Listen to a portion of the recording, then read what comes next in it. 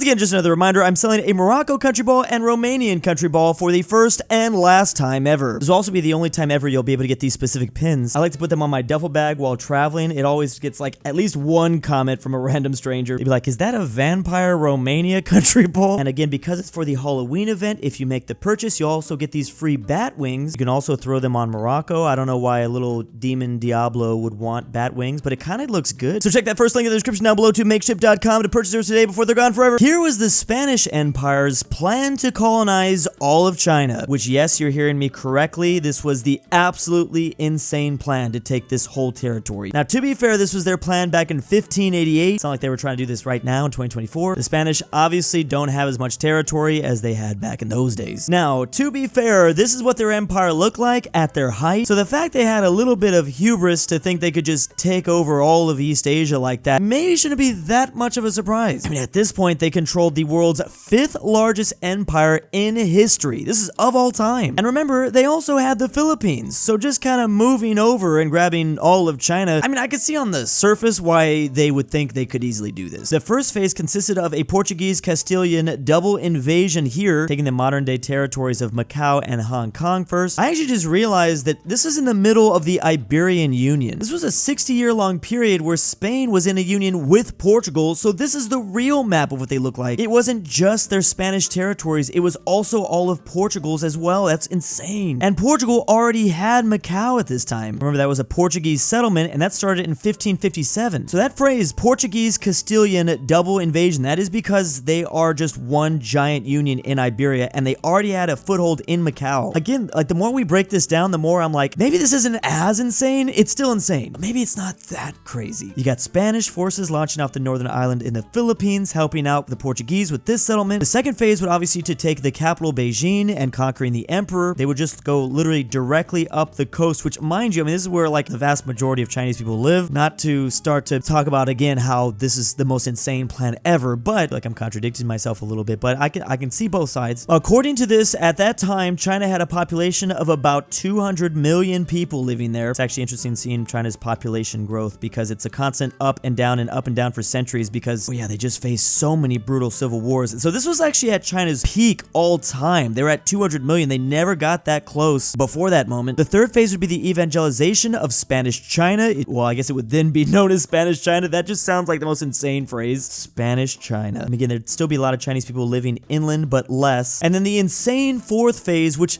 I guess isn't that insane because this has very little population in it, especially back in the 1600s. Expansion into Asia and opening a front against the Ottoman Empire. That makes it even better. That's right, because the Ottoman Empire at this time was, I think, almost at their peak. They definitely weren't considered the dying man of Europe yet. They were still very much considered a terrifying force. In fact, that's why a lot of the Europeans went around them, because that's how they discovered America. The Ottomans halting the spice trade, or at least just messing with the traditional routes and everything. Funny how all this insanity was really just to get back at the Ottomans. We're gonna conquer 200 million people just so we can go fight the Ottomans out here on the other side of the globe. I love this map accurately shows like all of the overseas Portuguese and Spanish territories, kind of just like the port cities at the time. Obviously they would end up losing all this, but completely forgot to mention even Southeast Asia. Their plan was also to take Indonesia all the way up to modern day Papua New Guinea. Okay, it is a little insane. This is absolutely insane. But why is just Cambodia labeled here? Love how you can see these Spanish holdings back in Europe at the time. I mean, again, seeing how big they actually were at the time and how much they were able to conquer, like, does help you wrap your head around why they thought they could do this, and this was an easy idea. Very interesting point here that the old world diseases wouldn't work on the Chinese as well. I mean,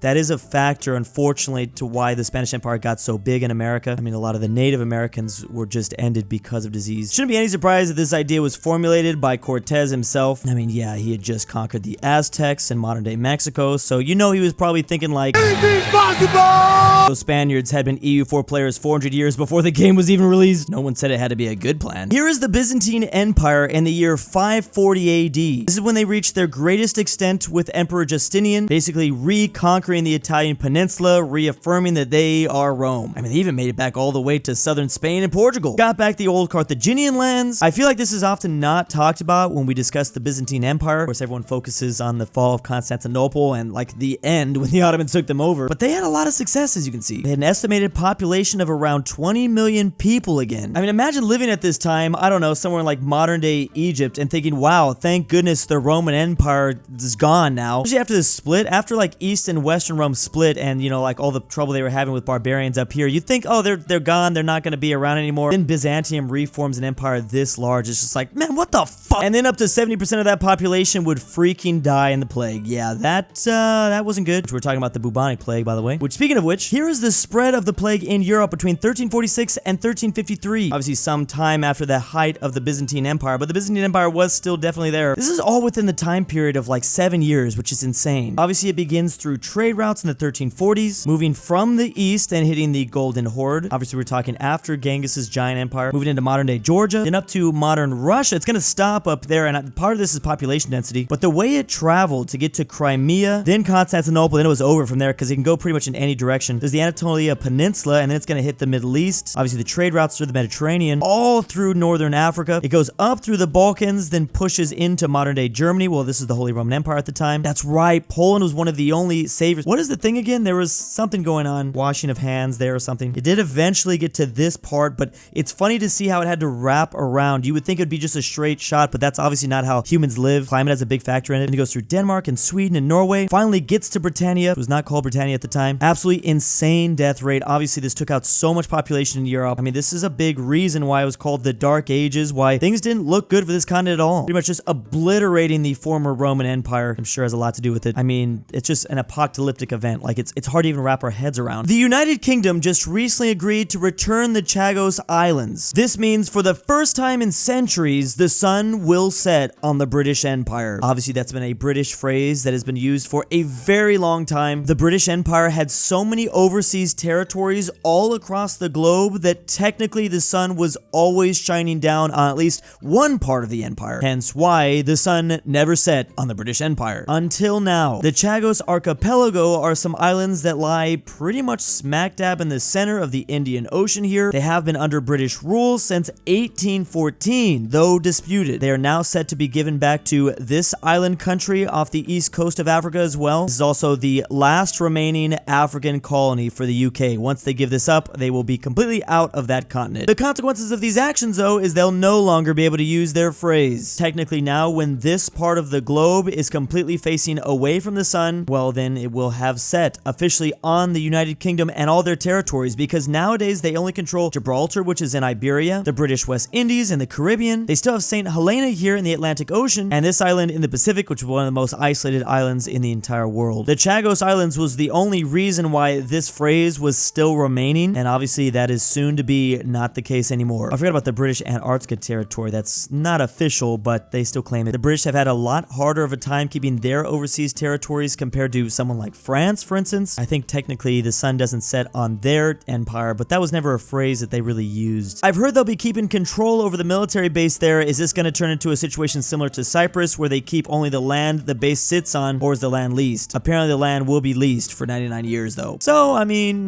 meanwhile in France, they're still enjoying all their island vacation getaways. You know, considering exclusive economic zones though, this could be considered as a pretty big hit. This is basically all the sea surrounding your land for like 100 kilometers, something like that, as well as the sea floor. It's actually 200 nautical miles, and it's giving you both living and non-living resources in that area. Meanwhile, here's where British people think the Chagos Islands actually are. Citizens of the UK were asked, please use the map below to indicate where you think this island chain is. Now, I'm not gonna sit here and just pretend like I knew either, to be honest, because I didn't. I have never even heard of the Chagos Islands, and I'm like the geography guy. It's actually not bad at all, though. For the most part, there were several British that pretty much got it right. I mean, dang, I just looked it up, and I wouldn't even be able to exactly point out what I just saw. It's like somewhere there, I think. It's actually just a little bit north of that, kind of directly south of the Maldives. I mean, dang, we're literally talking about a land area of just 23 miles squared. I wonder what the Falkland Islands off Argentina must be thinking about right now. But no, this all just confirms what we all knew, that the British people are a lot better at geography than us Americans. I mean, just the fact that a pretty good amount of people knew it was in the Indian Ocean is impressive enough. I'm an American. I look at geography all the time. I didn't know where these were. I mean, they aren't our islands. I will say it's not our American territory. So there were some Brits that said it was in the Caribbean. I can see the confusion there. Some literally picked the Falkland Islands, it appears. And then some picked the Philippines and Indonesia for whatever reason. Some literally said Sri Lanka. That's actually a lot of people that picked Sri Lanka. A lot of people picked Madagascar too. But still, the last thing I'm going to come out here and do is criticize them, because I can't even imagine what Americans would pick. I believe there'd honestly be less than 0.5% 1% that would pick this right. Maybe 0.01. Yeah, totally agree. Honestly, this is a little better than I would thought it would have been. Shout out to the guy that put the pin out of Earth's orbit. As always, big thanks to my patrons. Month 2 in Drew's basement. Drew's Argentinian Grandpa. I'm back, boys. I can't sleep. Pavlik, Kansas was mentioned. Amateur Archaeology. aPhatNarwhal. Carmel Fredrik Tibblin. InquisitorXarius. KingBearHaze. KirinoIsBestGirl. Mgmluthegoat. Tyrol. Tambre. Mexican 760. ZaneyBoi. Like your name here, check that link to Patreon down below.